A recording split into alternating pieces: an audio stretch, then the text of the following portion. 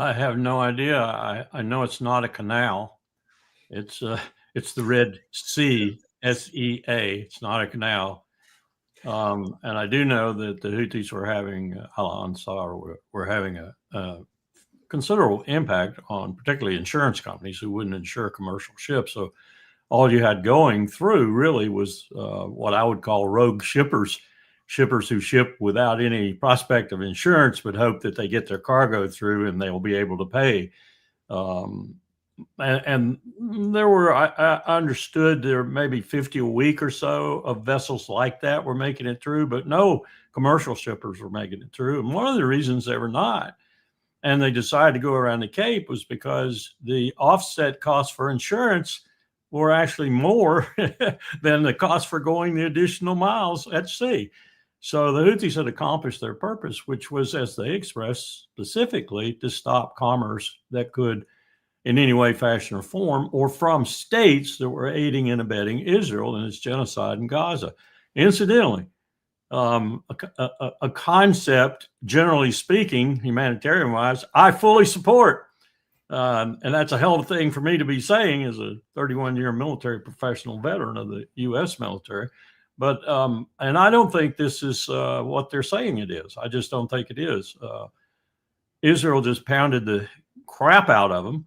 The only thing Israel can do with its what I call Air Force full of cowards is drop bombs on innocent civilians or on civilians, period. That's all they know how to do. If they got engaged in a real war where somebody shot back, I have a feeling they'd turn tail and run, as they apparently did when they were attacking Iran earlier and found out that Iran had air defenses and ability to paint them they didn't know they had. So this is not an Air Force of brave people. It's an Air Force of cowards who bomb civilians all the time. And I don't think that did it either. So I don't know where they're getting this message from other than they manufactured it. And I wouldn't put that past Rubio and Trump in combination or just Trump alone, that they manufactured it. Yeah. Andre, here is what Ansarullah said. Operations in the Red Sea will not stop until Israel stops aggression in the Gaza Strip. How we can put these two statements together? You can't. It's the same as it's a smaller scale situation which is happening now with Ukraine. They also manufacture those numbers, as Colonel correctly stated. They just manufacture things, and this is Trump, and considering his character and his features, not bugs, which pursue him. And of course, he's a narcissist. We know he's a narcissist. And as any sociopath, he doesn't understand why things don't go his way.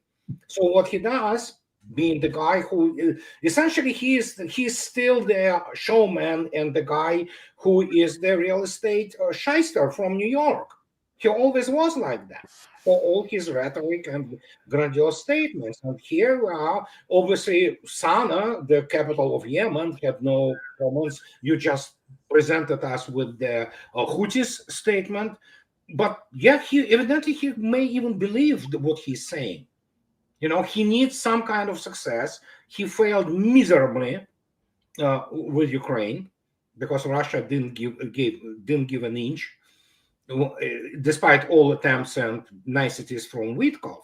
And so now you have this thing. He needs some kind of the tangible to show to the world that he matters, that he's a great dude. But yeah, we are what, 4th month since a 24-hour peace in Ukraine. He continues to supply Ukraine whatever is left of it, with arms and intel, and same goes here. He needs to perform, or he needs to present some kind of the facade of the successful guy, to say that. And yeah, ship beautifully.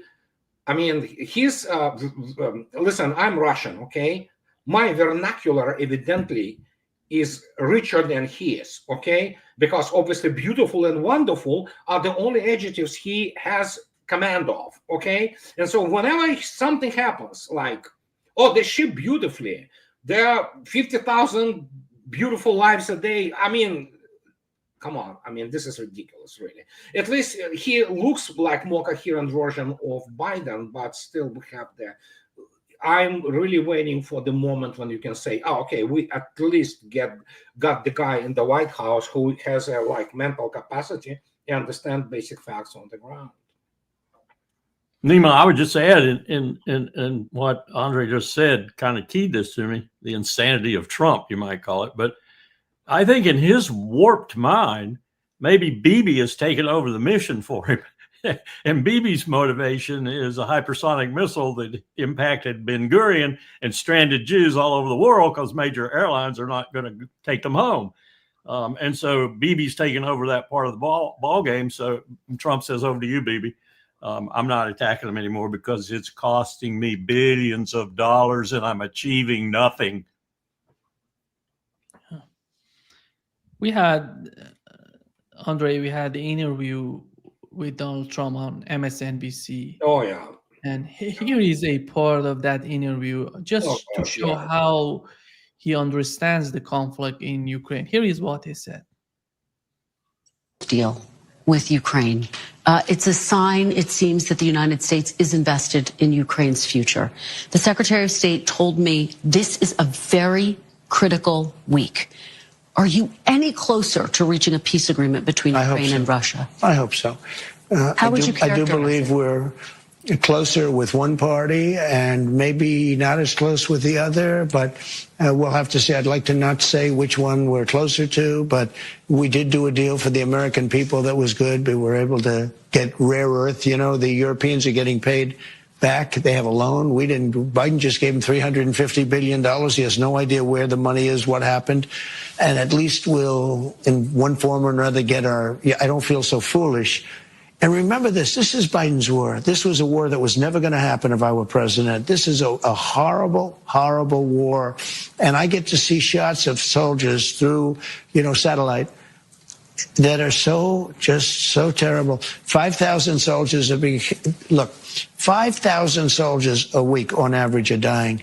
They're not American soldiers, but I want to solve the problem. They're Russian soldiers and they're Ukrainian soldiers. And if I can save 5,000 souls, I just love doing it. How long do you give both countries before you're going to walk away? Well, there'll be a time when I will say, okay, keep going, keep being stupid. When does that come? Are you close to it? Sometimes I get close to it and then positive things happen, okay? What's the red line for you? At what point do you say, that's it, we're walking away? Well, you'll know. I mean, there'll be a time when I may say that. And if I do, there may be something I can't, maybe it's not possible to do. There's tremendous hatred, just so you understand. Krista, we're talking tremendous hatred between these two men and between, some of the soldiers, frankly. Andre, what's so amazing to me is the way that he's picturing the situation in Ukraine, diminishing the picture to the hatred between soldiers, the hatred between the two leaders. How is it going to be perceived by Russians, in your opinion? Well, it has been perceived properly, as I stated already. Witkov, he tried all he could. Granted, he is primarily a messenger, but the message is the same. Root causes, you don't want to address root causes. Special military operation continues, and Russia can do it for for many years. It's all going to be, and we spoke about it. I speak about this openly, and as horrible as it sounds, it is about the obliteration of the remaining sperm bank of what is the Ukraine today. This is what is this all about? You kill the enemy. But evidently, nobody in Washington, at least those who at the levers of power, maybe Tulsi Gabbard gets it, but they do not understand the nature of this conflict. Or they pretend not to understand, because in the end, it is about NATO expansion, it is about the security of Russia, and Russians are not going to compromise anymore. Simple as that. And believe me, Moscow knows about Washington several orders of magnitude more than Washington knows about Moscow. And that's what it is. He simply invents conflict, which is in some alternative universe. Reality is he tried for the last, 104 or 100 whatever days. He tried to portray the United States as the honest broker. United States is not a broker. It's a party to the war. United States is the main driver behind this whole, catastrophe for the combined West. And now he doesn't even get the proper numbers to start with. You can't get proper numbers when you have people like Kellogg or people of this nature. So, but that's what we have. Colonel, this oversimplification of the conflict in Ukraine in the mind of Donald Trump, in your opinion, is that problematic to see the president of the United States talking the way that it seems that he doesn't understand the basics of the conflict in Ukraine? Problematic is not a fit adjective. It's worse, far worse. It's insanity. And it's not even, in my view, anymore. And I harbored this view for some time about some of these key issues. Oddly enough, not about Ukraine, but about others like Gaza and Yemen and the Levant, Southwest Asia, Iran, and so forth, staged for purposes, either political or security-wise, or both purposes that we just didn't glean. I no longer believe that. I think the man's categorically insane. Let's just parse some of the things he said there. How can he even speak to his MAGA faithful about how in his first presidency, he didn't abet and aid this conflict, get it going in its full proportion so that when it comes to the special military operation, people like me, military professionals, are not surprised at all. How did it get to that point that he could deny that in statement after statement? And look at that CNN sycophantic reporter who didn't. She had follow-up. She had follow-up capacity. She demonstrated it. Her follow-ups were such softballs that all he had to do was keep lying. She should have looked at him and said, Mr. President, you keep saying this is Biden's war. You were president for 4 years during the maximum buildup of U.S. help for Ukraine to cause Putin to have to launch the special military operation. What do you say to that? Well, he probably would have shut her down right there. That would have been better than going on with the lies like CNN normally does. But I can't figure this president out anymore, Nima, except to say he's insane. Categorically, fundamentally, sociopathetically, whatever that word is. Insane. Yeah. But there are people, Andre, when you look at the interview where the lady that is asking the question to Donald Trump, she's desperate to see the United States getting out of the conflict in Ukraine, just leaving the conflict, being the continuation of the conflict. When you're going to leave Ukraine, what is that red line for you? And Donald Trump doesn't offer anything. He is capable of saying a lot of things without saying anything. It's just absolute, it's the platitudes in the most extreme, so to speak. And I totally agree with Colonel. The build-up and actually bringing up the armed forces of Ukraine to NATO, quote-unquote, standards. By the way, Mr. Syrski was responsible for that, starting from 2014, no less, by the way, even before Trump administration. So it was on his watch. Javelin started to arrive there, all kinds of ammo, HIMARS, all kinds of things were started to be delivered there, including through obviously gathering and scraping the bottom of the barrel from the old Soviet equipment in the new NATO members, such as Poland, Slovakia, Czech Republic, what have you. So, and I agree with Colonel entirely. The guy is just, he doesn't want to answer anything. He just created this, imaginary world, which has no relations with the realities, operational and strategic realities on the ground. And it's actually MSNBC, I believe. I read the transcript. He contradicts himself on he talks about that Russia now wants the whole of Ukraine. Actually, the special military operation is not about capturing Ukraine. The strategic aims, objectives are very clear there. In fact, he doesn't even understand that the Russians do not want to have the other 15 million people who will be freeloaders, and majority of them will be hostile and brainwashed towards Russia. But what can I say? Now he says about some other things, and yeah, I mean, it's either beautiful and wonderful or horrible. That's pretty much his adjectives vernacular. So, and I agree with Colonel. It's downright scary, insane, absolutely insane. His favorite adjective, Nima, is beautiful, and he can use beautiful all over the map. He would go to Gaza, look at the mess there, and say, "Isn't this beautiful?" Yeah, that's pretty much what he does, essentially. Well, the guy wanted to build their whatever casino and Riviera. So, I mean, can you believe it? To build something on the mass grave? I mean, and I'm not talking about mass graves as, what Indians, the Native Americans, which happened, but, have been rectified for so many years. No, we're literally we saw the genocide there, okay? And the guy has enough audacity to come there and say, oh, yeah, we're going to build here a wonderful resort with casinos and all that. I mean, it's beyond comprehension. I don't know if you've seen that picture. I was hoping you'd put it up, maybe. The picture is one that starts off a new documentary made by Israelis about the horrible situation in Gaza. And it's the Israeli tanks lined up, apparently, for this new sustained military presence in Gaza, as Netanyahu and the Knesset call it. And it's 100 feet high of rubble. For as far as you can see, nothing but rubble. That's what they've done to Gaza, and now they're going in for an SMP. You know what's going to happen to them when they go in for an SMP? The same thing that happened in 2005 that caused Ariel Sharon, then prime minister, to withdraw the IDF entirely from Gaza because he was taking significant casualties.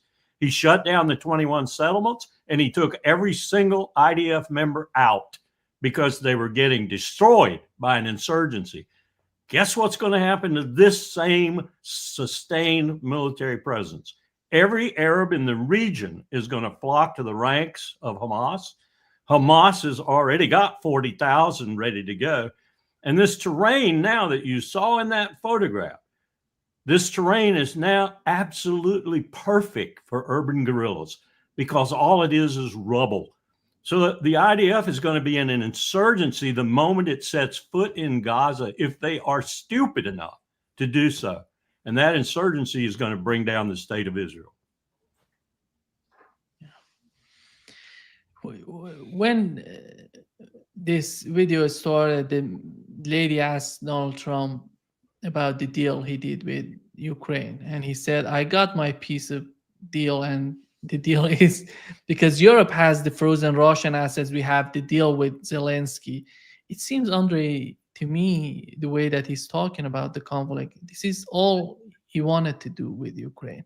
Do you feel that he wants to just let the conflict going on and just leaving Ukraine saying that it was their fault, I couldn't reach any sort of deal because of that? It is his war now. It's essentially was from the get-go, but he had the chance to turn it around. He didn't.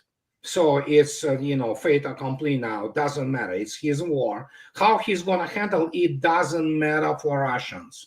It just simply doesn't. I mean, he may try to send, which, by the way, they don't want to, send more Abrams. There are a bunch of Russian guys, especially the crews of the Kornet and the UAVs, and Krasnopol shooting self-propelled guns. They have mortgages to pay in Moscow, especially. Hey, you know what? Send in Mirages, send in F-16s. They do not do that well. I mean, so send more Abrams, send more Leopards. These are good money for those guys to pay off their, good apartments and condos in Moscow and the area. This is simple as that. It doesn't matter what NATO will do militarily now. The correlation of forces and means, of which I was warning since hell knows well, it shifted so dramatically in Russia's favor. that it is now we are officially can say that, especially after Houthis broke through again through this wanted Israeli air defense, which is it's Israeli air and anti-missile defense is essentially Boeing and Raytheon. It is just that they allowed Israelis to screw on their labels there, and those, Arrow 2, Arrow 3, David Sling, and all that. They also had thought of the purely American, genesis, so to speak, already on the ground in Israel. It failed. It has a good radar. It cannot intercept missiles. And this is not the best what Houthis have. And can you imagine now they have to face Iran? And Iran, good Lord, it's completely different game. And we have been through this. The technological aspect is not there anymore. And maybe Colonel is correct. Probably in Trump's mind, he probably unloaded in his mind on Bibi, So, and that Israel will be doing the nasty as they usually do, And so, well, we'll see. But there is nothing he's getting out of the deal. And the fact is, doesn't matter what kind of treaties you sign.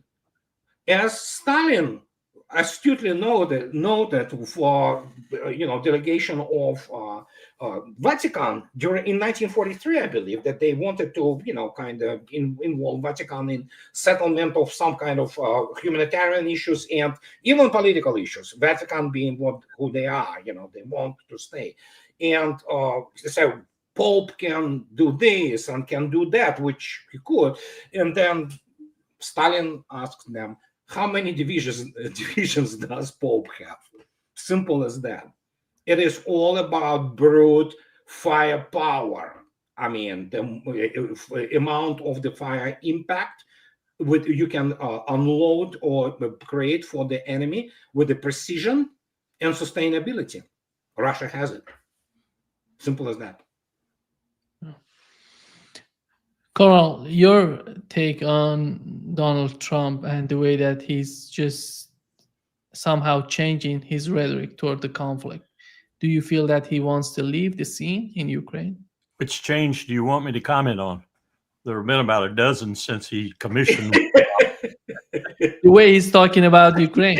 I feel sorry for Steve Woodcock. I really do. I mean, he had to have known from dealing with Trump in real estate business. He had to have known there were some wishy-washy things about Donald, if nothing else. But I feel sorry for him because he seems like he's an intent individual trying to learn and trying to listen. Most important thing in diplomacy, listening to the other side. But he's made no progress, and he's made no progress, in my view, because Trump won't let him make any progress. This business of what's happening in Southwest Asia, I think, is impacting Trump's thinking with regard to Ukraine too, but I don't know exactly how, because I think what the colonels, not the generals in the Pentagon are brain dead. I agree with Hegseth. I wouldn't fire a few of them. I'd fire them all and start over again. But the colonels, there's some colonels in the Pentagon who know what they're talking about, and they've probably been going to Hegseth and saying very bluntly, we are doing nothing in the Red Sea in Prosperity Guardian, the operations title. We are doing nothing but burning up money and burning up weapon systems we might need in a bigger fray than with the Yemeni. So I'm telling you, we need to get out of that. And then the conclusion by Trump and Hegseth probably too was, let's turn this over to Bibi. Bibi just conducted a massive raid. Let's just turn it over to him and say everything's copacetic with us, which is what I saw Trump saying, really, that we've accomplished our mission. Therefore, that's the old trick. We've accomplished the mission. Now we're through. You didn't accomplish the mission. You didn't even get close, but you're saying you did, and you're true because you got real deep strategic reasons to do so and physical reasons too. I just watched another webinar, seminar, whatever, peeked in on it, where economists were talking about the effort, perhaps because they've been talking about it within the administration, to revalue the U.S. gold supply and thus revalue gold globally. And I listened to the cooler heads who were in the room, and this is another idea that probably came out of Trump's cranium that's absolutely absurd. if I didn't, if I really thought Trump had a purpose, a deep-seated strategic purpose, I'd say it was to destroy the empire, but to make tons of money for him, his colleagues, and his family, most of all, while doing so. If you just look at Golden Dome and Elon Musk and SpaceX and others and their investments and his family's investments in these companies, you understand what I'm talking about, because Golden Dome is going to make Star Wars look like a farce in terms of expenditure of funds. And a lot of these funds are going in contracts to Elon Musk, SpaceX, and other companies in which his family is heavily invested. Read Donald Trump is heavily invested. So his ulterior motive seems to be to destroy this country. And I don't see anything happening in the range of questions you're asking about Ukraine, Gaza, or whatever that disputes that in any way, fashion, or form. And that's very worrisome. It's worrisome what he's doing on the domestic scene with regard to that, too, because he's violating the Constitution. He's eliminating free speech on college campuses. He's trying to destroy those college campuses that want to cooperate with him. He's at the same time he just got Marjorie Taylor Greene up on her hind legs and helping to cancel, at least for the moment, the legislation he had going through the Congress that would have essentially made anybody who said their interpretation an anti-Semitic remark, put him in jail. That's a blatant violation of the Constitution. So he's orchestrating all these things at the same time. And I got to believe that it's not just the clowns that he's put in the administration. It's him too. So I don't know how to answer your questions anymore about geopolitics and geostrategic decisions and concerns, because he has no center to look at and no strategy and no policy to examine. Yeah. Does Russia see that way, Andre? Yeah, absolutely. Absolutely. As I already stated, Russians are extremely well aware of the goings in Washington. All this talk, fluffy rhetoric about some kind of rapprochement and, nuclear superpowers are supposed to find some kind of the modus vivendi. And obviously, it's absolutely ridiculous not to have the at least communications channels on the level of the ambassadors, which is critical in always was, always will be. But I agree with Colonel. I mean, how can you evaluate this anymore? And yes, about Marjorie Taylor Greene, who was one of the biggest supporters of Trump.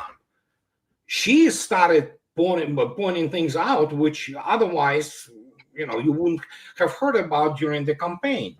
And when you have your one major supporter into such a prolific figure, so to speak, in media and all that, so there's something wrong. And if he is indeed destroying the country, he is. It's just that's the whole problem with sociopaths. They do not understand, in a sense, the consequences, essentially, of what they are doing. So it is in very many respects similar to Nero playing liar, at least the legend tells us that, while Rome is burning. United States is not burning yet, but there's awfully close. And the question now is, this lady from MSNBC asks him, what is the red line? When are you going to go? Russians are keeping fingers crossed, say, just get the hell out of the way, go. So that's definitely what I'd be saying if I were the Russians. I'd just say, get out of here, go. I'll settle this on my own. Yeah, because it's settled on the battlefield, and all Russia's going to do is gain more territory, whatever. And I don't see Vanderlyn and the Europeans they make me sick. They're, Merritt's finally solidified his coalition this morning, I think. But that's not going to last. It's not going to last because he does not represent the majority of Germans. He doesn't. And turning his BND loose on the AfD, who represent more Germans than his coalition does, is a recipe for disaster. He just turned them loose on them to find out, just like Trump is doing here, find out those people who aren't loyal to Germany and get rid of them, put them in jail and so forth. This is disaster all over the West. And if I were Putin, I'd be elated in one sense, but in another sense, I'd be a little concerned because we still have almost 6,000 nuclear warheads. and look at the insanity that's behind those warheads. Agreed. Andre, Yeah. the situation in Europe, I think, is of concern because of Ukraine. And do you see Europeans are talking about they're going to prepare for a war with Russia? And Yeah, sure. how In is 50 that? years, maybe. In their mind, they're going to attack Russia or Russia going to attack them? Good question. Yeah. As just to give you, and I actually entirely agree with Colonel, and I was on the record.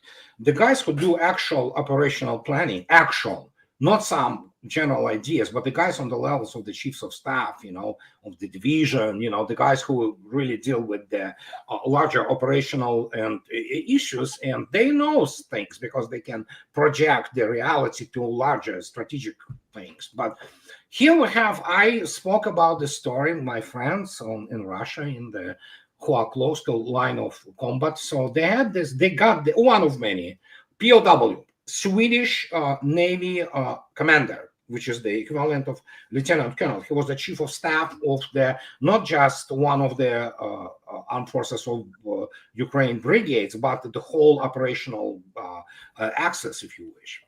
He was guarded by some Baltic states security detail, which was disposed of really fast. So he was really surprised that he was taking the POWs, and he had own credentials and all that. So, and when they started to interrogate him, and they started to recognize that the guy was thinking that the moment we move, the moment he draws the arrow on the map or on this pad, where you communicate with the battle management system and things like that, Russians supposed to run. You see, we attacked you. Why did you stay in place?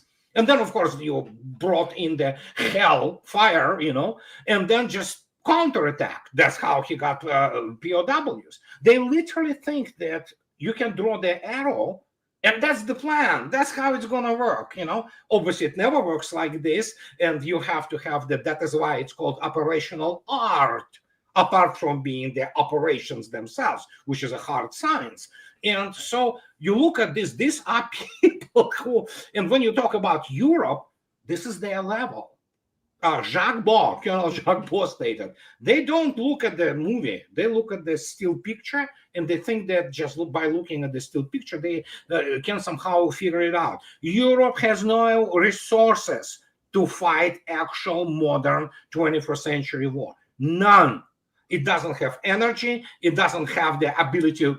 Some people do not understand, but Russia produces more steel than Germany, France, well, United Kingdom doesn't produce it anymore practically, Italy and Spain put together. This is what people do not understand. They still think that you write some code and iPhones magically appear on the iPhone 3s, They don't understand the cars, the planes, the tanks, the shells, It all requires steel, it all requires iron, aluminum, titanium, and composite materials. But they don't look there. They look at the capitalization of the, whatever the company they try to, speculate on the stock market. And as the result, you see that, and then I have to say it. NATO weapons, frankly, suck. They have been paraded, and you saw yourself what is, let's face it, NATO air defense. As the Lieutenant General Semyonov, first deputy of the commander of the VKS, Airspace Forces of Russia, he stated, Patriot cannot defend itself. Forget it defending some other objects, and this is the Patriot PAC-3. The rest of it is just even worse. And as the result, we have this. And yeah, you remember Germans? Leopard 2A, whatever the hell, 5, whatever is the best tank in the world. Yeah, they all burned. Challenger was supposed the best tank in the world. You can see yourself. Marbleization of the metal, marbleization of the armor. That tells you it's not just bad tank. It its quality of the materials which went into it is so bad that basically the core of the turret marbleizes during the fire. They say, oh no, we didn't use the German armor. Wouldn't matter.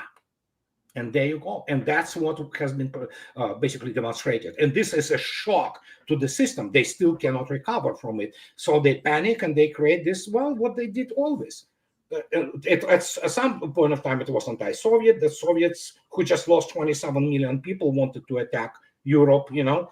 Oh, then, of course, Russians. To do what?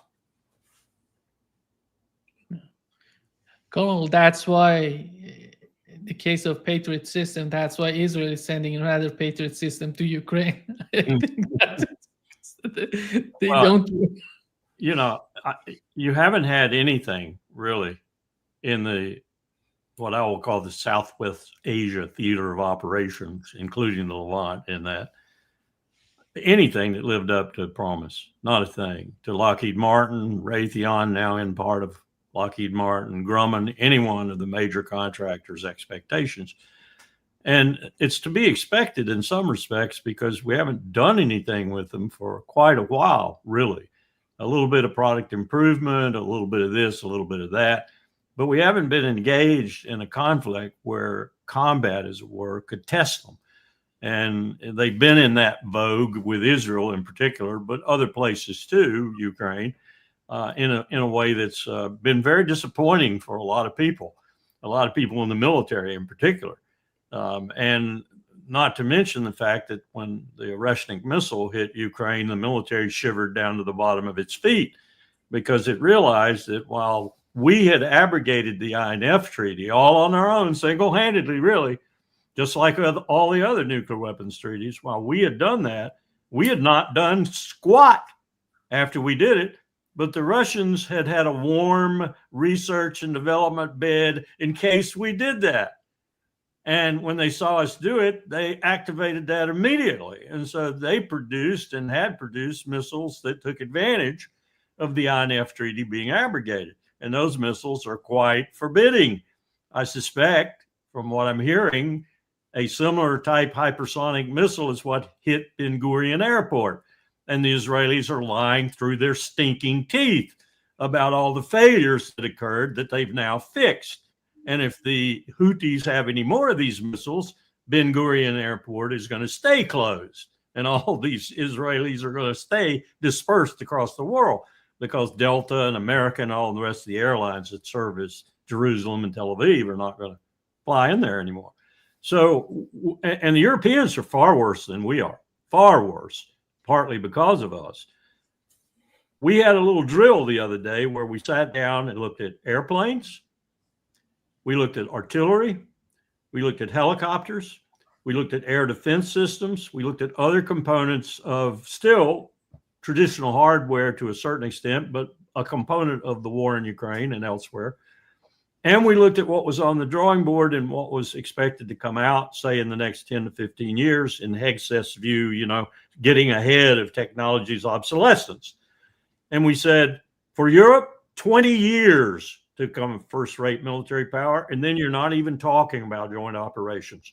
You're not even talking about interoperability. Think about the Germans and the French operating together, the Swedes, the Finns, the Albanians, the Montenegrins, oh, that powerful country of Montenegro. They'll have to stop stealing automobiles in order to field a military. Think about all of those. Now, 2013, 2014, 2015, the Finns and the Swedes were observers on exercises of army size in Russia and reporting back to us through various and sundry outlets on what they observed. And what they observed was an almost comical inability to handle corps size and above maneuvers in the Russian army. This is 2012, 2013. But then the Russians did another set, and then another set, and then another set. So people who say that when we come to the special military operation, they couldn't have gone on to Kyiv and taken the country, they certainly could have. They just didn't activate everything that they had possible to activate, nor was that their intent. Now, I won't say that they perform miraculously well. No military does that's been put, you know, essentially out in the field practicing and not had any combat, but they perform pretty damn well, a lot better than the Europeans would perform And they don't have the interoperability problems. They don't have the communication problems. They don't have the, oh, you frogs go away problems. Oh, you krauts go away problem. Or, oh, you northern dudes go away problem. Or, oh, you Swedes go away problem. We had it.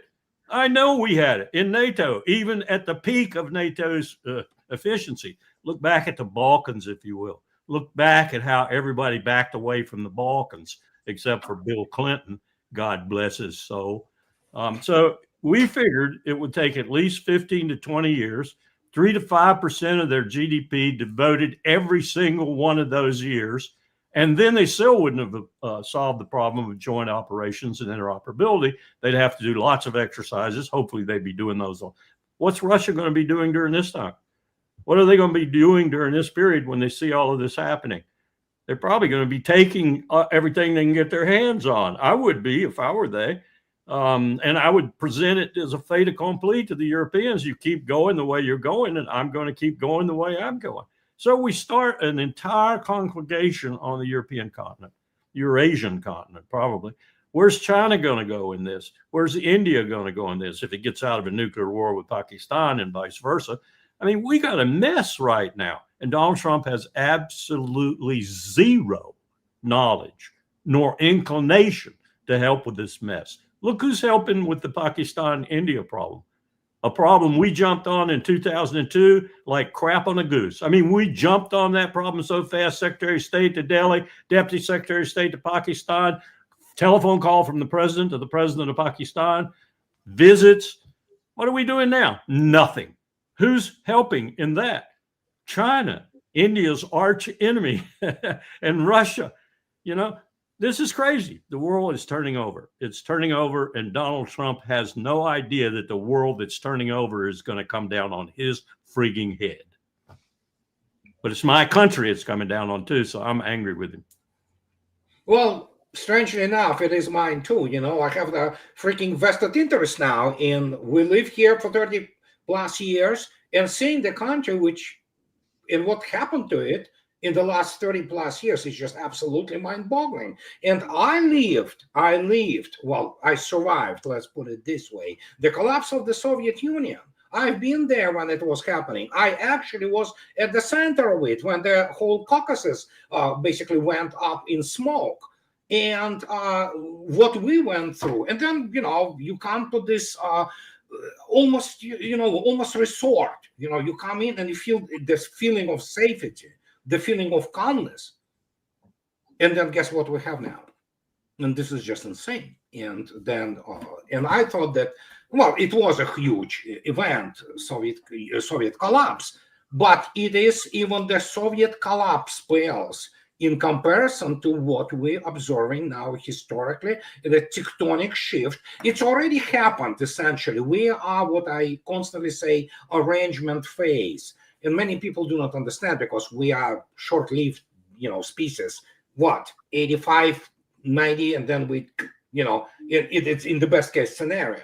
And it's nothing in terms of history, but many people say, oh yeah, what's happening in the next year? Guys, it's not a year. We're talking about the decades of the complete rearrangement of the world. And hopefully we are smart enough and responsible enough to stay away from any kind of the escalation. But yes, I agree with Colonel also. Trump, he has no clue what is happening.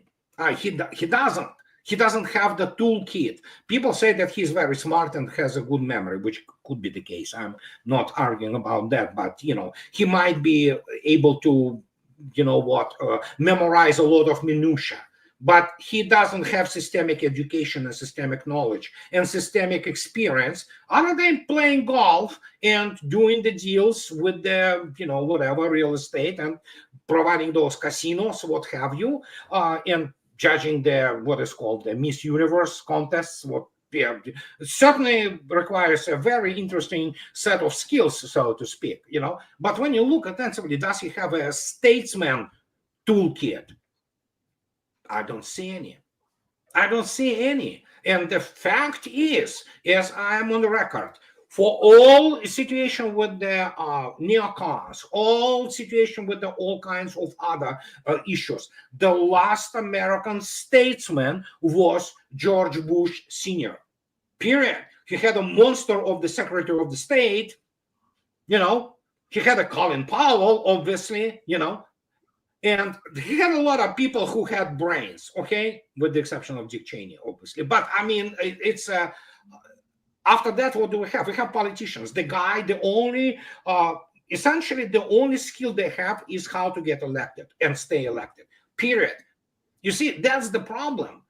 What happened now? Getting elected became the prime reason for declaring triumph, while in reality, it's just the first step in realization of oneself as the statesman, doing good for your own country and doing good for the world while doing this. But what we have the good old and actually, frankly, clownish imperialist.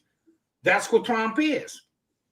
Okay, that's and in this case, as I already stated, and I wrote today even on my blog, he is a more coherent version of Biden, essentially. That's what we have. Nima, I gotta respond to the Dick Cheney comment. H.W. Bush was the last president in the post-World War II era that had any brains. Dick Cheney had adult supervision. He had H.W. over him, Colin Powell under him, Jim Baker on his flank, and the president to wrap him up. So he couldn't get out of that collapse. Yeah, he was entrapped. He was controlled. And right. Yeah, you couldn't go against Jim Baker. I completely agree with Andre that we're watching really a similar period in the Western Roman empires he suggested that ran from Tiberius to Caligula to Claudius on down to Nero. And we're watching Trump acting as if he were Caligula and Nero in combination. Yeah. And it's a dangerous period for the world. And I don't second guess Andre at all in terms of the concern that Russia and Beijing and Delhi and other capitals in the world have for what the United States has become. I was listening to Medea Benjamin on Judge Napolitano's show just before we came on here. And I was struck by a couple of things she said, particularly about the Israeli drones that struck the ship Conscience in the Mediterranean or in Port Malta. But anyway, it's in Malta right now. And it's got a hole in its bow. And the Maltese apparently are not going to allow repair. They wouldn't allow repairs unless they brought it into port. And I think that's probably a cover story for not allowing it out again, because the last ship was in Turkey and the foodstuffs and all the humanitarian aid on it actually rotted in the sun because the Turks would not give them permission to depart port. And that's probably going to happen again. This is a big ship with a lot of supplies on it. And when Medea talked about it, she talked about it in a way that makes the United States as complicit as Israel, if not more so. And that alone is a complete departure from what Andre was talking about. H.W. Bush cracked down on the Israelis big time after the first Iraq war because he felt like he'd gained some leverage over them. He forced them into the Oslo Accord negotiations that went on, but nonetheless kept them from killing each other. And they beat him. They beat him when he ran for a second term. I know they beat him because I watched how Bill Clinton kowtowed to the AIPAC group, the Jewish lobby, the Israeli lobby, and how Bush wouldn't do it, how he simply would not do it. And, you know, he got beaten, and he got beaten partly because of the Israeli lobby. So we're looking at a period in American history that must scare the devil out of the rest of the world. That portion that really knows the other great powers and some others that are near great powers like Brazil, Japan, certainly, they know, and they're worried sick because they do not see any direction to what we're doing other than downward. And that's a real concern of a lot of us who still care about this country. Andre, before wrapping up this session, I want to talk about the Victory Day. Mm-hmm. We know that Xi Jinping is in Russia, and the pictures that you're seeing, that you see they're hugging each other, and can you imagine Donald Trump in a similar picture like this? No, no. It's let's face it. This is indeed the hug of their good old friends. Xi and Putin, they are friends. They're not just statesmen. For those people who do not understand the Russian-Chinese relations and the strategy behind it, and of course there are many neocons, especially all kinds of the so-called Russian experts who talk about that Russia being junior partner. They have to keep in mind, which is of course complete garbage, but Russia now is a Chinese shield. It's a shield for China because Russia tied in all Western resources, which otherwise, starting from Obama actually, who was obsessed already by shifting to the into the Chinese direction, and all the shift to the Asia. And the problem with them, of course, from Obama and others after him, was that they don't understand the first thing about Russia and what real economy and real war is. And so they thought the plan was, let's defeat Russia fast, split it, get hands on resources, and then we will, strangle China. Well, didn't work out this way, huh? So, and now you have the premier military power and the largest by far. It's monstrous productive economy in the world. Russia, by the way, is no joke either. It's the fourth economy in the world, real economy. So just to demonstrate, many people still do not understand. Russia produces more iron and steel than the United States. China produces 12 times more steel than the United States. And China bought 90.4% of its oil from Russia last year. Yeah. And many people don't understand. China produces 3.5 times more automobiles than the United States.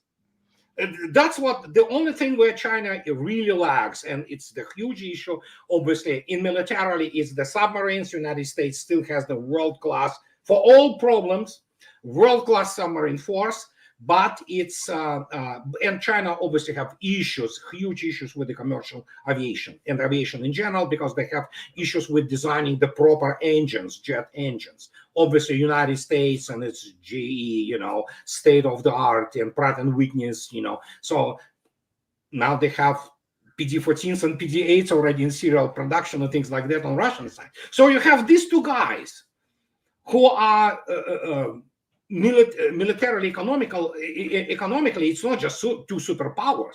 They are hyperpower put together. And what many people do not understand, the integration militarily is ongoing, despite the fact that, of course, there is no formal military treaty between Russia and China. But the fact when Putin dropped this bombshell about 7 years ago, when he stated, oh yeah, it's not a secret, but we are the guys who are helping China to build the early warning system of the missile attack. These are technologies which are beyond, and now you have to think what the hell is going on in terms of resources and how it's rearranged. Well, Russia and China are responsible for the security of this gigantic Eurasian economic space, which is beginning to shift the leadership in technology, knowledge. Militarily, it's already there, and economically, the sheer size is insane. Yeah.